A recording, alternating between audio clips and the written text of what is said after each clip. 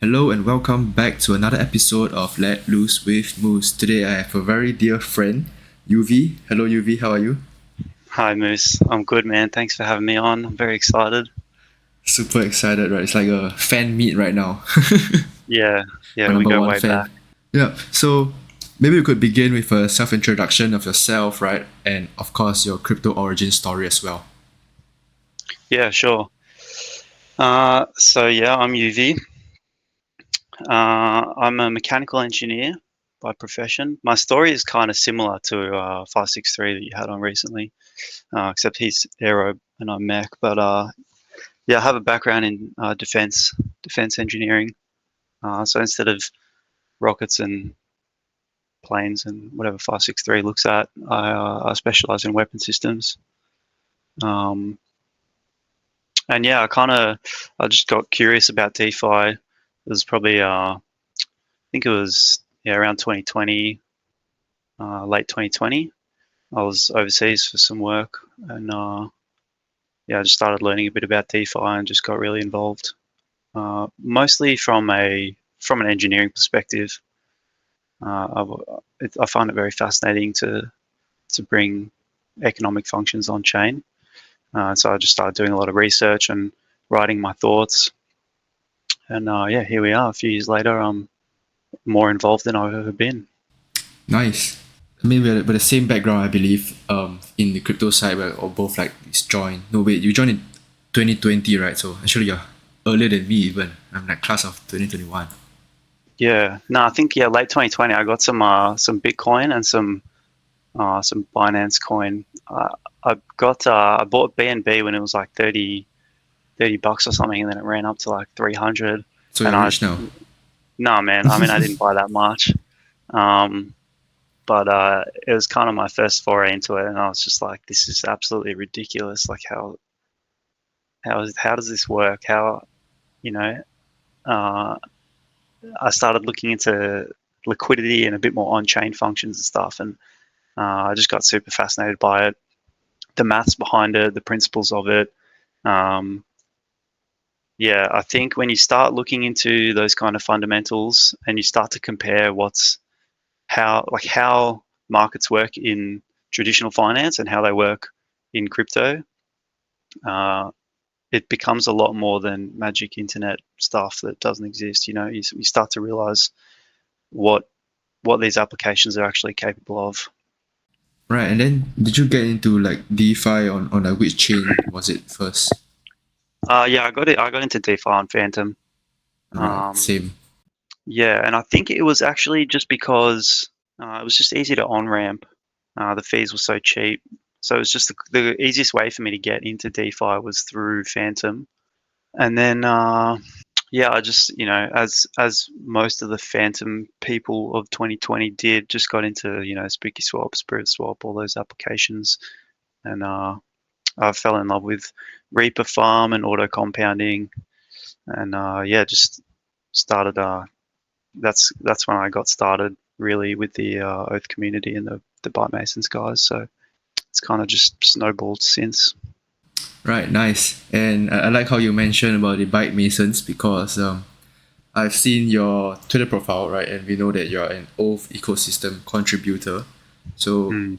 how did that actually go about? Like you were just part of their users, right, as a DeFi user in Phantom using their products, and like how did you end up becoming like contributing with them?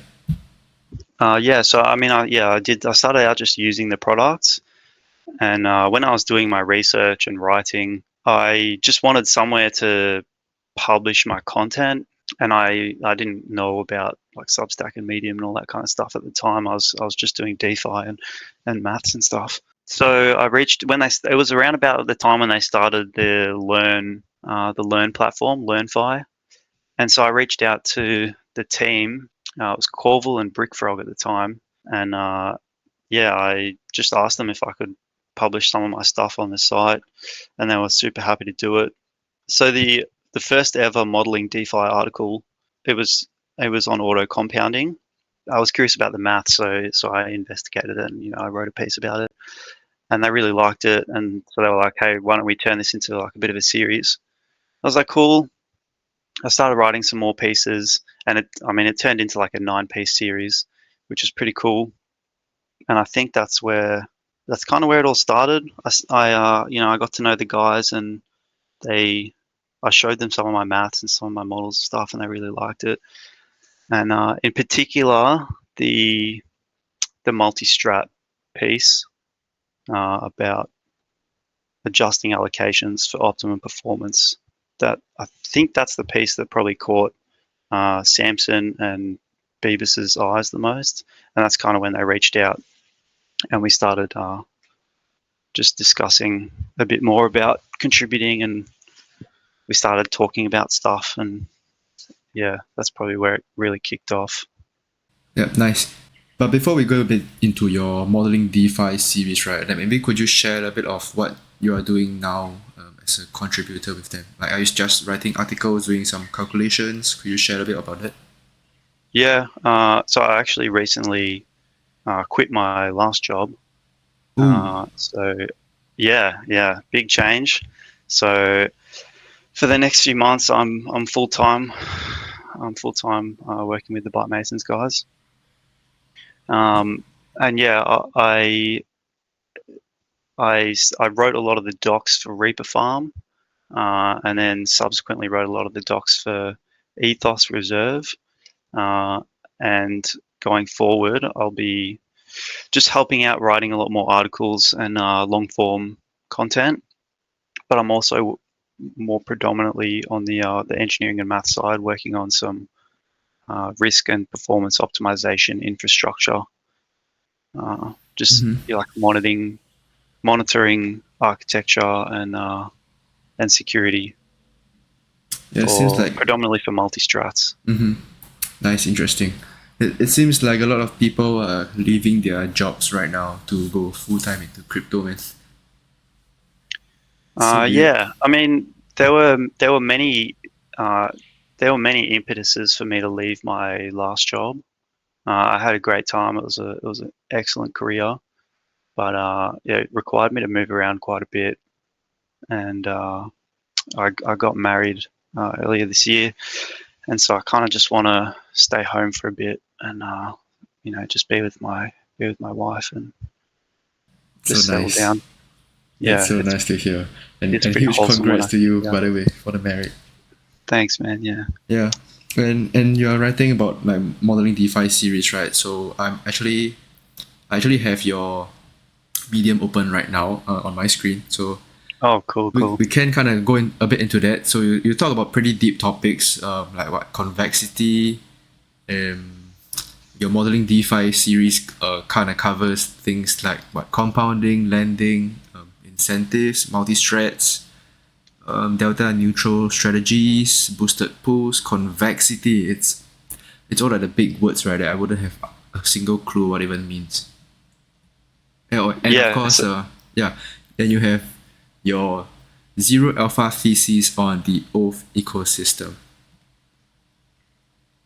yeah, man. Yeah. So, I mean, each one of those articles started because there was like, key infrastructure in some kind of DeFi application that I was using, and either the word kept coming up, such as the case of convexity, or it was just something that I wanted to understand better.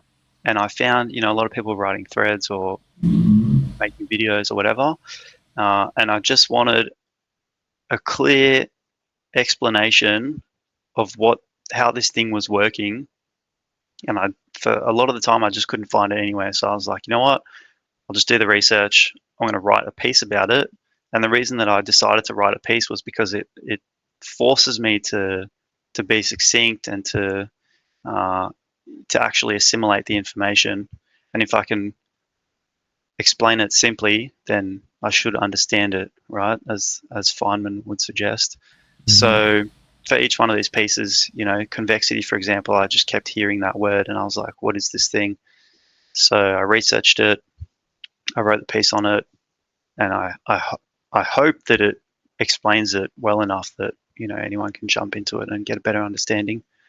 And I enjoyed writing those pieces, so I started writing a bit more broadly.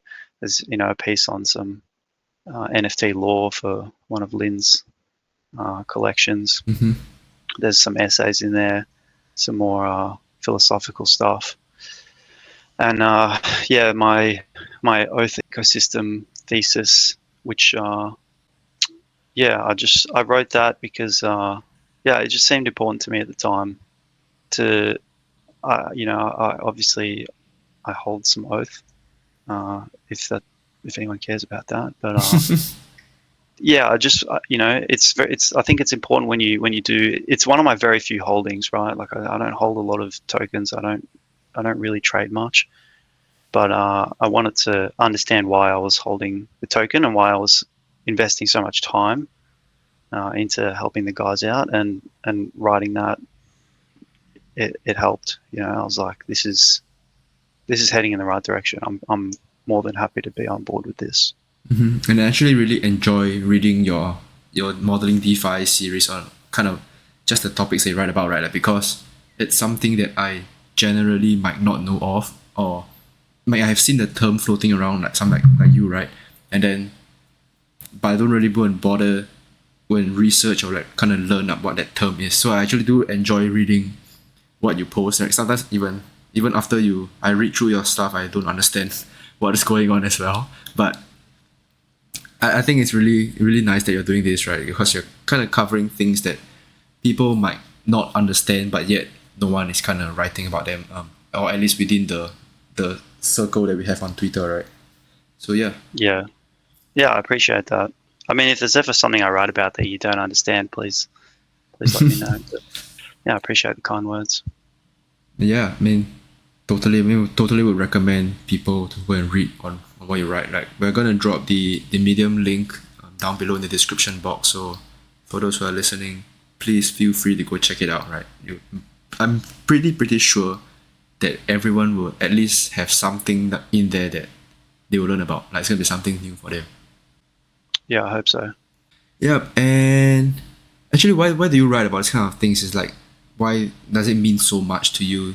Or just because, like when you mentioned, you're just part of your curiosity, and because if I can write about it, that means I understand it, right? That's why you said. So is that purely the reason, or like what kind of drives the curiosity behind it?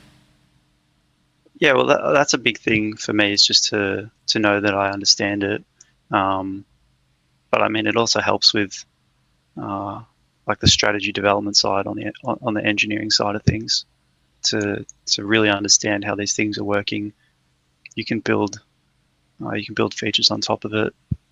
But yeah, my research background is in mechanical design optimization, and so the whole concept of automation for optimization and performance, and my professional background is in risk management. So putting all those things together, it really it embodies what crypto is trying to be and what DeFi is trying to be.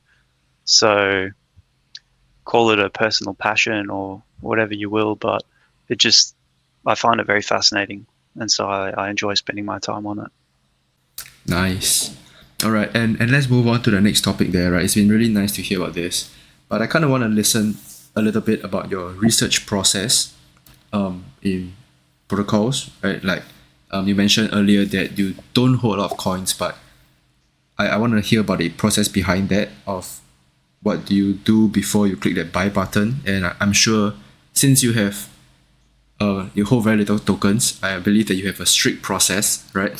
So let's hear about it. Yeah, for sure. So I mean, a lot of people are looking for tracking movement of funds and whatnot, and inflow, outflow of stablecoins and whatnot. I don't really do any of that. I don't really look at what the numbers are doing. I just prefer to look at what the product is, and how the team is going about it. That's probably the two only things that I really care about. If the product makes sense, and if the product, something that I'm kind of realizing now as well is the product needs to leverage blockchain technology in ways that traditional markets can't. So if all you're doing is tokenizing real world assets, for example, which is a pretty hot topic right now, if your protocol tokenizes real world assets, I couldn't care less, because real world assets exist off chain. So unless you're advancing the financial instrument or providing some kind of feature that isn't available off chain, why would anyone take the risk of purchasing it on chain when there's so much more insurance available off chain, right? Having said that, there are genuine use cases for tokenizing real world assets and other products that you can do on chain that you can't do off chain. And I think one of my Medium articles talks about it, in particular on convexity and the ability to not only bring bonds on chain, but to issue bonds in ways that traditional markets don't allow. So yeah, and then I guess the other side of the coin is how the team goes about it, and that's really there's so much risk in the space. So I'm looking for teams that understand how to manage it, or at least are seeking appropriate ways to manage it, and are going about business in the right ways. Yeah, beyond that, like token up, token down, I'm not buying and selling on a time frame that is greatly influenced by short-term catalysts and whatnot. It's not something that I'm good at, so I just don't even try.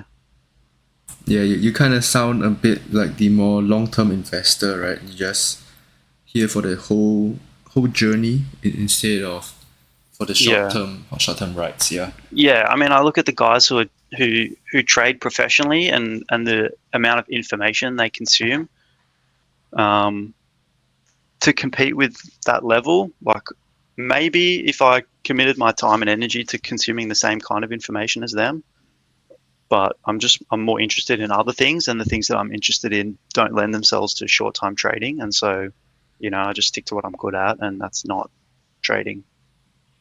Yeah, but actually this is kind of good for builders, I think, like yourself, right? Like if you're into helping to grow the protocol, right? You're writing about all this math stuff, the calculations behind it, then the short-term price action really shouldn't matter to you, right? Because you know what you're aiming for, right? What you're gonna build, what you want to achieve. So the rest is just noise.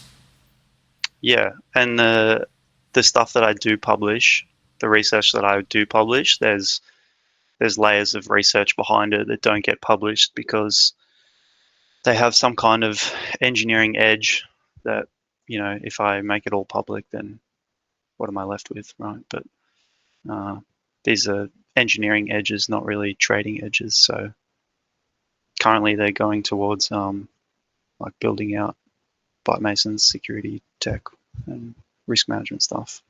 Yeah. But actually I want to go back to the point where you mentioned earlier about the RWA, right? Because that's a pretty hot take. Like even though I mentioned that I'm not a fan of RWA at the moment, but I do believe that there are use cases, right? Like maybe even outside of let's say financial services, right? Like you mentioned, bringing bonds on chain, or like tokenizing some other stuff that has no benefits, bring it on chain, right? Mm. So yeah, I mean, like one example that I like to use is tokenizing real estate, right? Like imagine if you could just buy and sell, transfer the ownership on chain with a click of a button, and go without the middleman, the agents, or whatsoever, because then you could save a lot in fees, right? In that sense. Yeah. So I do believe that there are some use cases like what's your take? Absolutely.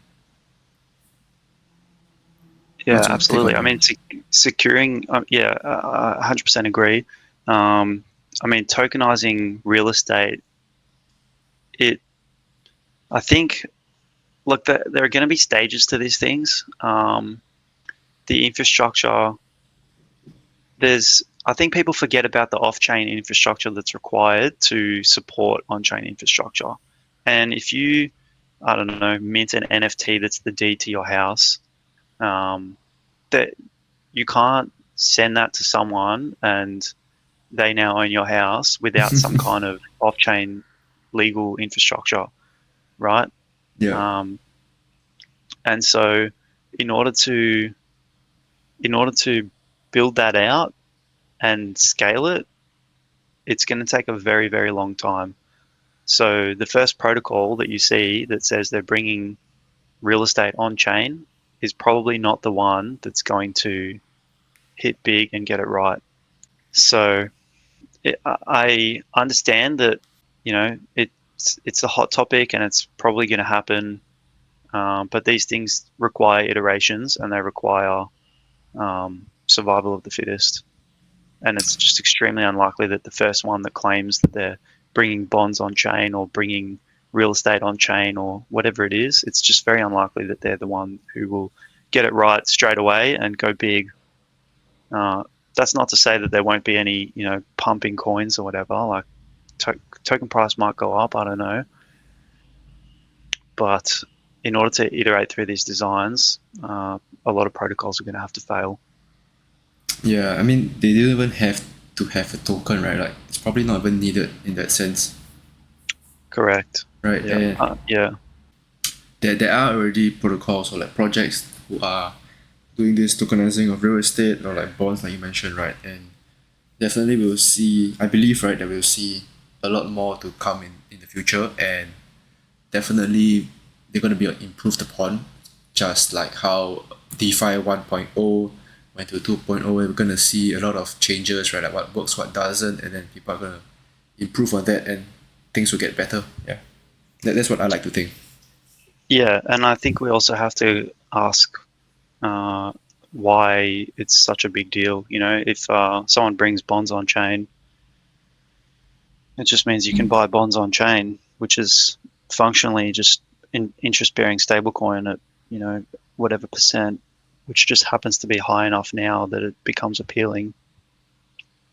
But there are lots of interest-bearing stablecoin options out there. There are lots of stablecoin LPs that are getting emissions, and when you auto compound them, you're functionally just earning a rate on a stablecoin.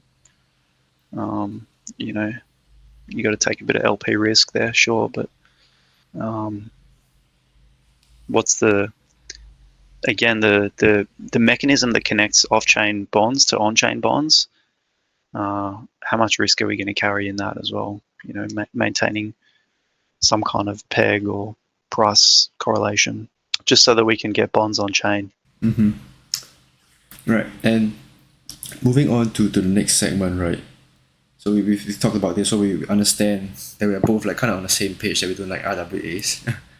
But on the flip side, what would be the DeFi sector that you're most bullish on instead? Currently, CDPs and collateralized deposition protocols. I think they're still at their.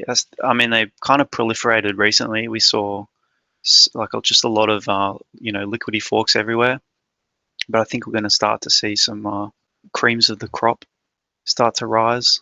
Yeah, they all seem to during fork season, everything pops up and it's all the same, and then when things start to quieten down and the token prices start to calm down, we start to see different protocols take different directions, and that's when we start to see the long termers.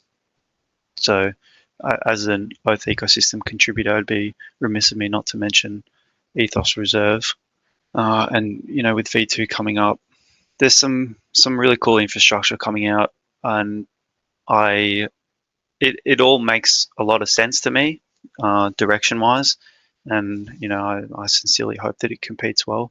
But Maybe. as the collateralized deposition, as these protocols mature, and as this sort of sector starts to mature, I think there are some really cool derivative applications that will come from it. Yeah.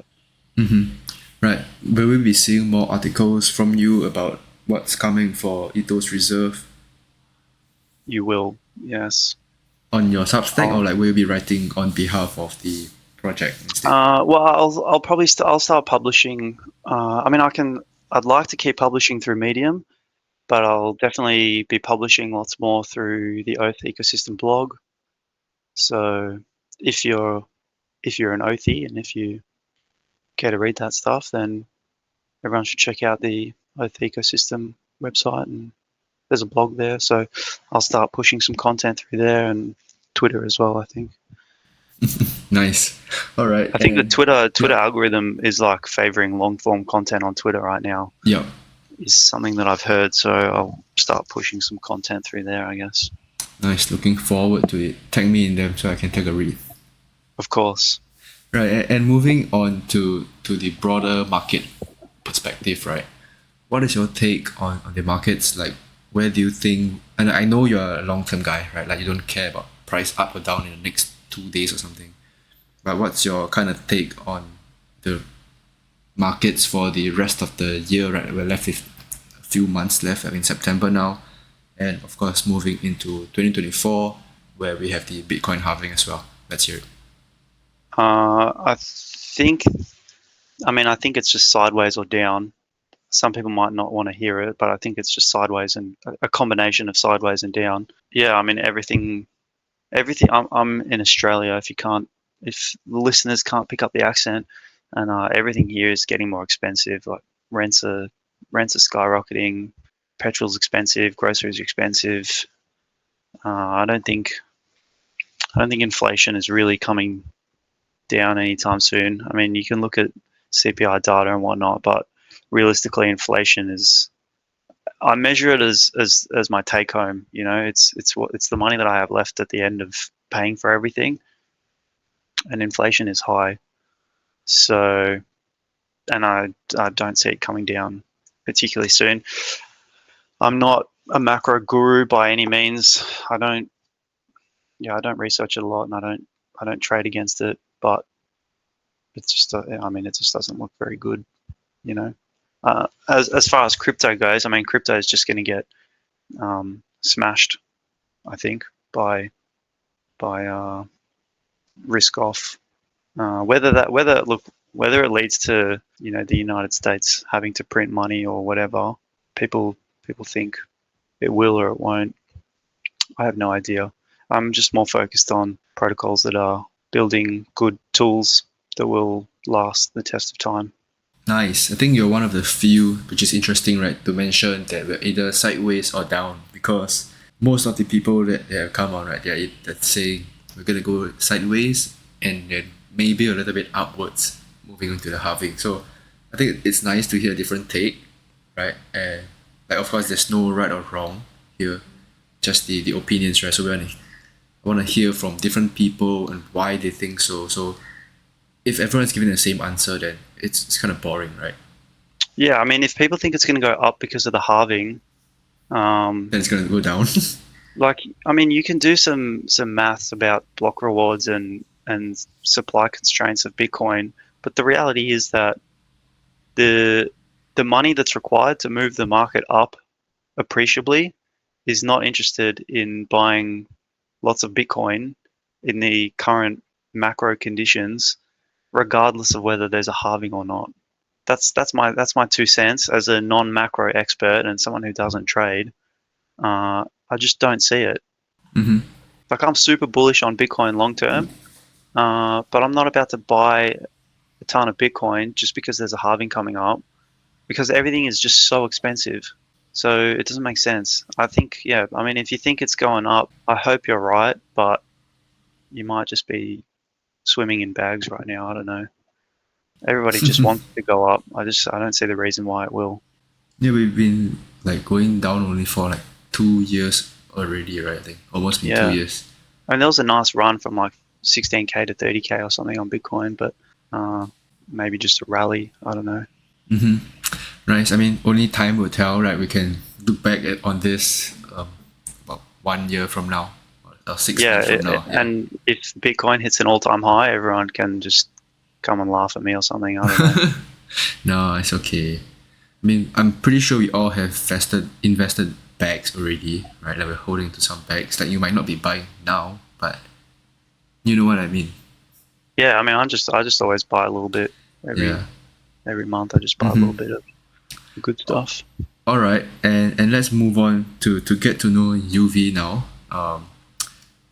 Like, how's your routine like right now as a someone who's recently doing a full time crypto right after you left your day job, Hmm. and also recently married. So, how's your day look like, man? A day in the life of UV. Yeah, it's so good. I mean, I was working an office job that had me like away from home a lot, and now I'm functionally working from home. I was also living in a different state to my partner, now wife, for a long time. So in the space of the last few months, like we got married, we now live together and everything, and it's just fun all the time. We're just always looking for activities, going to place like just random sports. I like to rock climb a lot, and she likes to come. She rock climbs a lot as well. She's getting insanely strong. So yeah, I mean, I spend most of my day researching, writing a little bit of code, and yeah, if I have time, I I like to go rock climbing. Nice. Right. Actually, that was my like next question about your hobbies. So, I'm taking that as rock climbing, right? Yeah, yeah, rock What climbing else is do you like to definitely a do then? hobby. Like, I've seen that Uh, you are starting to run more often as well, oh yeah, I mean it's like week 2 of running. like I daily just hate it. runs. I hate it so much. No, no, no. I'm running like once a week, Ah. but I'm starting to do a little bit more conditioning work throughout the week for the weekly run. Mm-hmm. Uh, I like to, yeah, I read books. I read books written Nice. by physicists and Oh, philosophers wow. of days ago. So what are Big you reading right now? Dostoevsky fan. Right now, I'm actually reading a book called Women Who Run with the Wolves. Ooh, what is that about? It's actually, I mean, it's like an anthropological exploration of different cultural myths and fairy tales and how it empowers women, which is not something that I would normally read, and that's exactly why I picked it up. Yeah, conceptually, it's not something that I would ever otherwise read, Nice, but it was interesting. recommended to me, and I thought, you know what, let's read it, let's find out. Yeah, that's Uh, great. yeah, I mean, I usually read nonfiction literature from Mm-hmm. written in the 17th and 18th century, so this is very different. Yeah, nice. Like you never know what you might pick up in a book, and it was kind of unexpected and in a good way. Yeah, yeah, that's right. And like, what about some of your goals, right? Like, I mean, I'm pretty sure you set something for yourself, right? Like, you can't be just going full time crypto on a sudden impulse, right? So let's hear it. Yeah, I mean the goal was kind of to, I mean the goal is to define my own future, I guess. Um, I left the sort of corporate world in a sense, so now I'm kind of just doing my own thing. Yeah, I mean I just want to learn more. I just want to research more. I just want to do more cool stuff and have time to do more cool stuff and just have fun. And I guess I should probably have a more productive long-term goal, but I just recently quit my job, so I'm kind of focused on the short-term goal of just chilling out and doing what I want to do instead of what somebody tells me to do. And actually, that's great, man. Like, I would love to be able to do whatever I want to do instead of having someone else tell me what to do it as well. It's the Yeah, power of it's a freedom. pretty cool feeling. It's a pretty cool feeling. It's great. Like, you have control over your own time, right? You have freedom to do what you want whenever you want. Yeah, I mean, it's all it very. takes. I would strongly recommend it to anyone who is in a fortunate enough position that they might be able to experience it. Yeah, definitely. And we've been chatting for a bit now, right? I like to close off usually with two questions. With the first one being your greatest takeaway from being in crypto. My greatest takeaway, I think it's just to immerse yourself in your research. Just try to understand things better. If you're a trader and you just want to buy coins and watch the price go up, whatever, just really understand the protocol that you're buying into, and think critically about why certain protocols are doing certain things. Think critically about what else is achievable.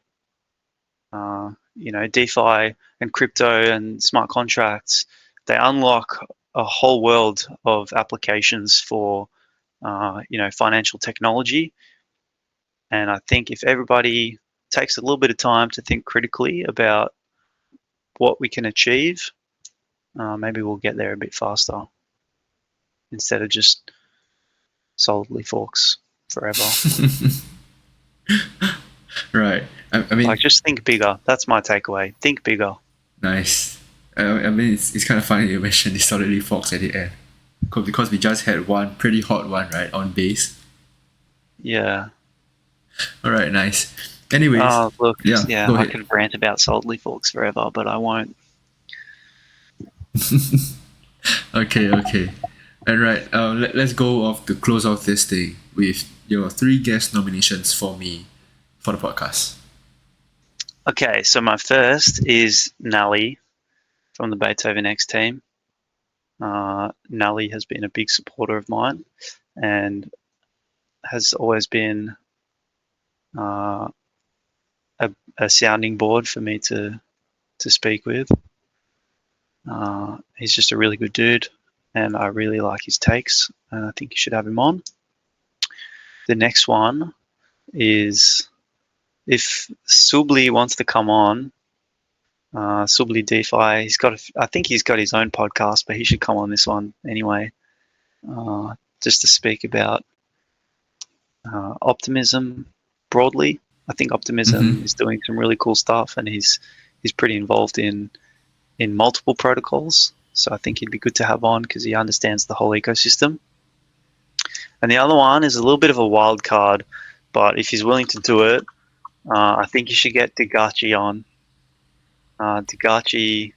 It's a very familiar name from Phantom, right? Yeah, man. Yeah, that's when I sort of first came across him, and I've sort of been quietly, like, fly on the wall stalking him since forever.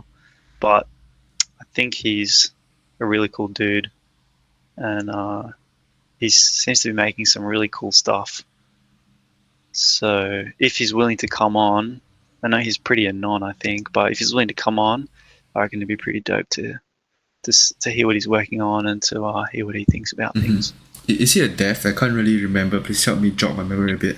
Yeah, he's a dev. I think he freelances, but I'm not sure if he's currently like contracted somewhere or something. But he's he's as far as I understand, his background is a little bit as a freelance dev and selling tools and automating exploit infrastructure and stuff. It's pretty cool stuff.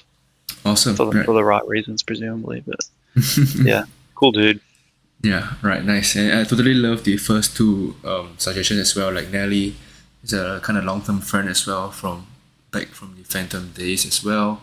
And Subli, of course, everyone has seen his work, right? Especially focusing on the optimism chain. So definitely be a good chat with him as well. Yeah. Yeah, very good. Thank you so much, Yuvi, for coming up, and thank you to listeners for taking the time to listen into this episode. I highly recommend you guys check out Yuvi on his Twitter, where he posts some information from time to time, right? I believe you would see small long-form posting as well. And of course, his Medium as well, but we're linking down below. Take a read. He does really deep dives into all these big topics as well. And yeah, that's it. We'll see you in the next episode. Yeah, thanks, man. Cheers. That brings us to the end of this episode. I hope you enjoyed this episode as much as I did.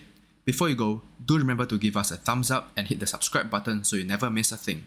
Comment down below what you liked about this episode, who you would like me to interview next, or any topics that you want to learn more about. Until next time, this is Moose moving out.